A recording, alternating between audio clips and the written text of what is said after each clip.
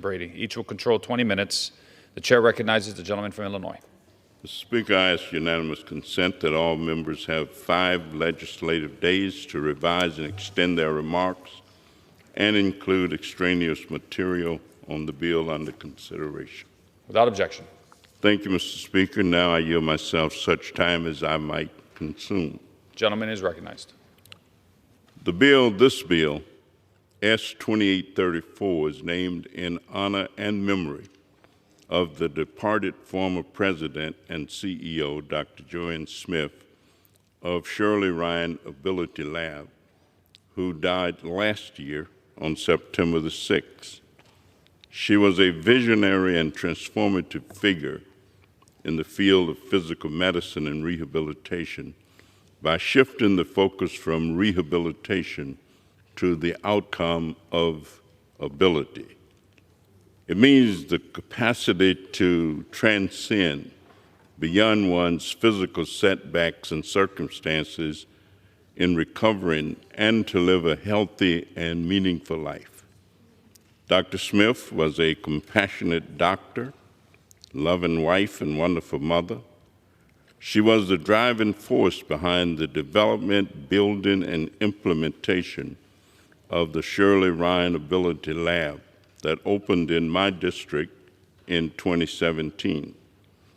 Dr. Smith, who stood on the shoulders of the late Dr. Henry Betts and his legacy at the Rehabilitation Institute of Chicago, before the name changed to Shirley Ryan Ability Lab. He was a tireless advocate for the rights of people with disabilities and served as medical director and CEO of the Rehabilitation Institute for many years. People come from all over the world to be seen by our expert staff and researchers to receive cutting-edge technology from the hospital's medical discoveries. This facility ranks #1 in rehabilitation by U.S. News and World Report for the 31st year in a row. What a hospital. In the United States, there are nearly 1,200 inpatient rehabilitation facilities. As we know, many of these institutions are small and are driving the future of rehabilitation medicine and patient recovery. This unique category of comprehensive rehab hospitals treat the most complex conditions such as traumatic brain injury, stroke, spinal cord injury, childhood disease, burns, and wartime injuries. They treat veterans, the elderly and disabled, the victims of violence, and children with birth defects. In addition, they conduct research that drives the entire industry and take on a greater share of training of the next generation of clinicians. These unique facilities are advancing the practice and standards of rehabilitation across the field of medicine and help to disseminate best practices throughout the country.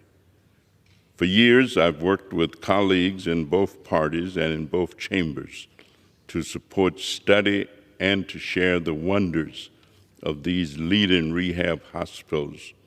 They provide hope to countless patients and their families. S. 2834 is the companion bill to H.R. 9271, which received bipartisan and bicameral support.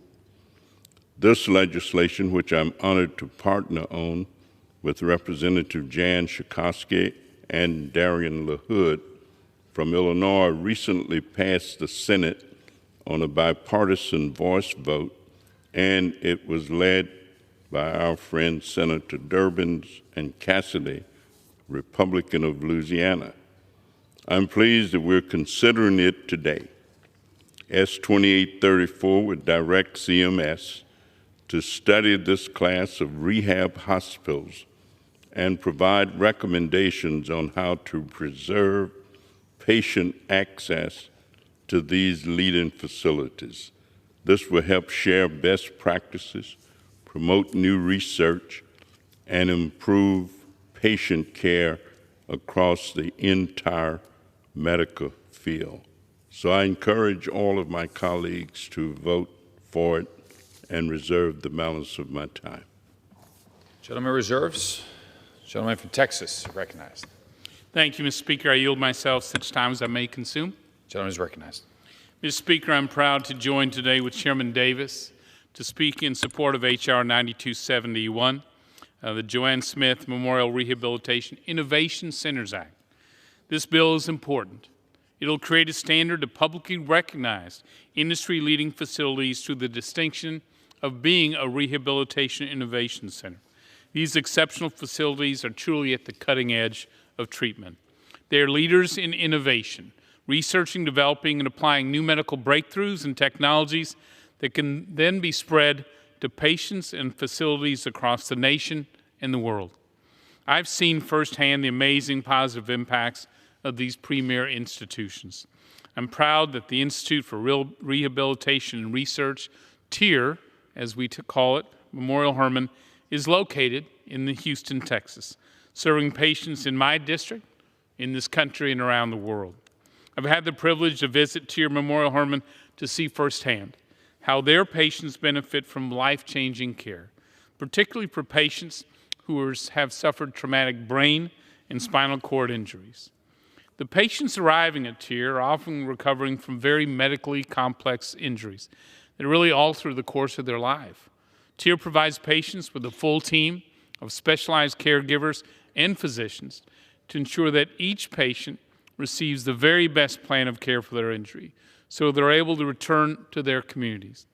This incredible work and constant effort to research and develop new and innovative treatments for their patients has resulted in breakthroughs that have benefited patients not just in Houston, but around the globe. Today, I'll share just two of the thousands of stories that highlight the life-changing impact TIR has made for patients. When our former colleague here in the House, Congresswoman Gabby Giffords, was horrifically attacked at point-blank range and miraculously stabilized from her critical condition, she was transferred to TIR Memorial Hermann for her recovery.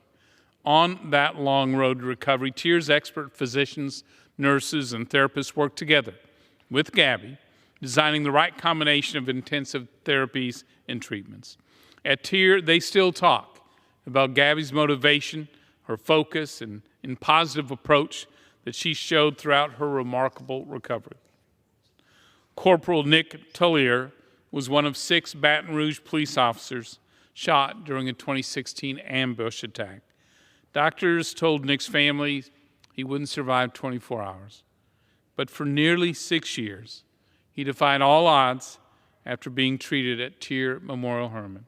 He passed away a hero in May of this year. I am immensely proud to have this amazing work happening in my home region of Houston. In my district, in hometown, we were fortunate enough to host some of the TIR patients at Memorial Hermann, the Woodlands Medical Center. And I'm honored to have had the opportunity to visit with the patients, nurses, doctors, and caregivers who are proudly part of the incredible work of TIR Memorial Hermann. I commend them as you do for their incredible life-changing work.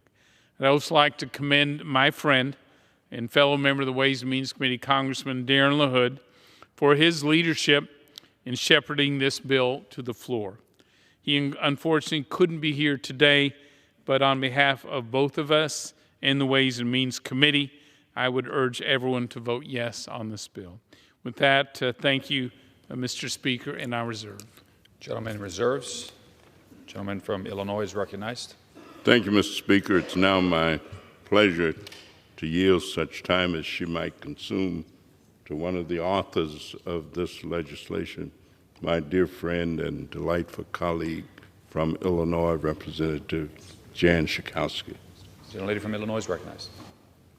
Well, thank you so much to my dear friend and colleague from Illinois, Danny Davis, for giving me the opportunity to speak in support of the Joanne Smith Rehabilitation Innovation Center.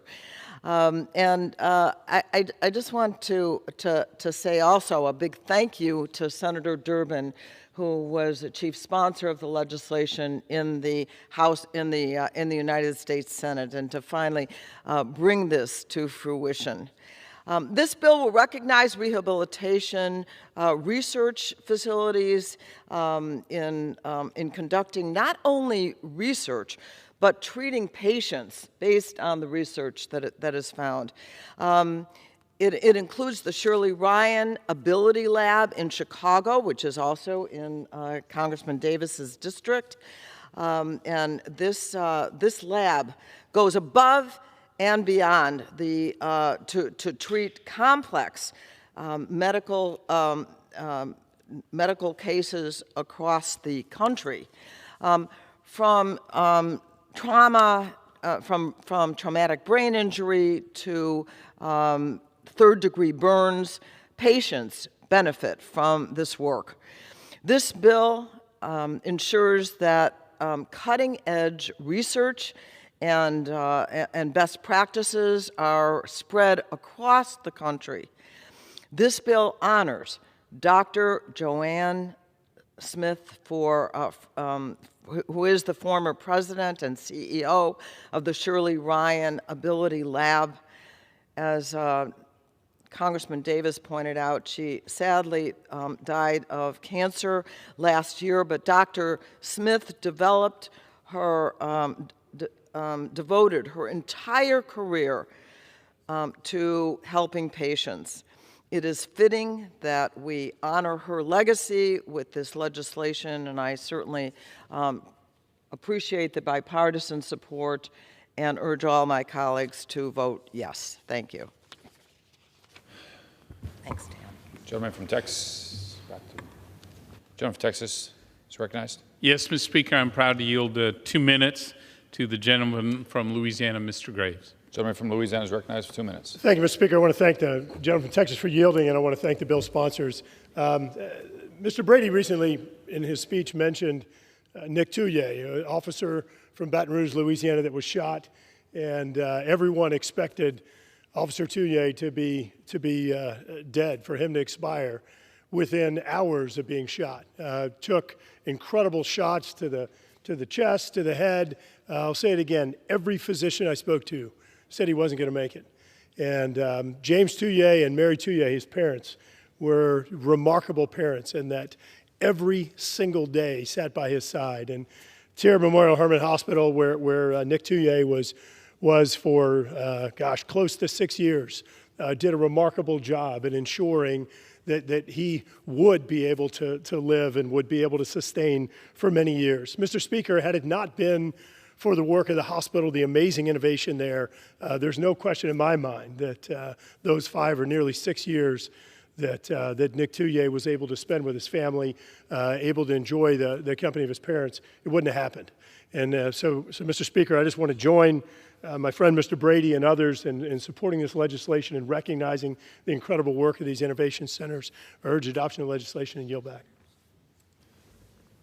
Gentleman from Illinois is recognized. Speaker, I reserve. Gentleman reserves. Gentleman from Texas. I reserve and at this time have no speakers that I'm aware of. Gentleman from Texas. Thank you. Yield myself as much time as I may consume. I want to thank Congressman Graves for being here today and telling that story again about this outstanding man and his family and the care he got. I join with Dr. Davis. I applaud the sponsors of this bill, and I urge all members of this body to support this important piece of legislation. With that, I yield, Mr. Davis. Gentleman from Illinois is recognized. Thank you, Mr. Speaker. And as I prepare to close, this may be the last time that I have an opportunity to be on the floor with former Chairman Brady and Ranking Member Brady. And I just want to say to you, sir, that it has been a pleasure working with you and observing your leadership on the Ways and Means Committee. And as you go, hopefully the wind will always be at your back and the sun will shine warmly upon your face. Having this legislation on the floor here today, I was reminiscing a bit with myself of some of the many wonderful opportunities to have dialogue with Dr. Henry Betts, who was a guru in rehabilitation medicine, as was Dr. Smith. Dr. Betts and I often used to ride on the airplane together coming from Chicago to Washington for whatever, and he was the most passionate man, most creative. And so having a bill that's going to help continue to provide that kind of research. On a personal note, my former office manager and secretary had a stroke, and she was out for more than a year, but she went to the Rehab Institute, came back, worked until she retired, is now living a very meaningful life as a retired person, having all of her facilities. The Rehab Institute did that, and rehabilitation medicine did that. So I urge passage of this bill and yield back the balance of my time.